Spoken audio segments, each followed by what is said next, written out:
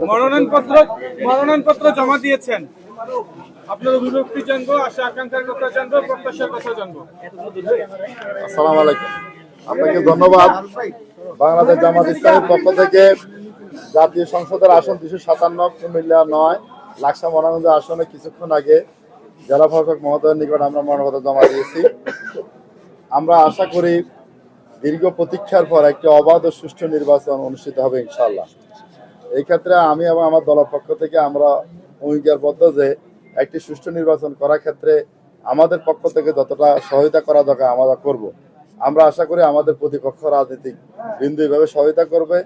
জাতির প্রত্যাশা একটি প্রজন্ম দীর্ঘদিন থেকে ভোট দিতে পারে নাই।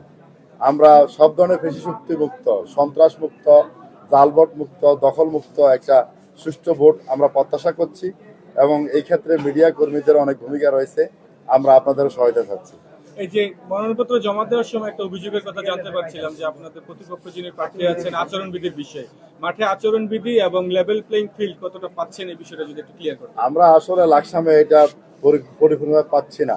আমাদের প্রতিপক্ষরা বিভিন্ন অজুহাতে তারা অনেক বড় গেট টুগেদার করছে। গতকালকেও একটা দোয়ার অনুষ্ঠানের নামে প্রায় 3000 লোক একটা গ্যাদারিং করেছে, যেটা যদিও দোয়ার অনুষ্ঠান নাম দেয় কিন্তু সেখানে ভোটের 100 ভাগ আলোচনা হয়। এভাবে তারা কন্টিনিউ আচরণবিধিকে ভায়োলেশন করছে। আমরা বিষয়গুলা এখন পর্যন্ত মৌখিকভাবে অথরিটিকে জানাচ্ছি। গতকালকে আমি নির্বাহী অফিসার মহোদয়কে জানাইছি এবং আমরা ভবিষ্যতে লিখিতভাবে অভিযোগ করব। আমরা আশা করি যে আমাদের প্রতিপক্ষ আইনের প্রতি শ্রদ্ধাশীল হবে এবং আমরাও এই বিষয়ে সচেতন থাকবো। আমরা একটা সুষ্ঠু নির্বাচনের প্রত্যাশী।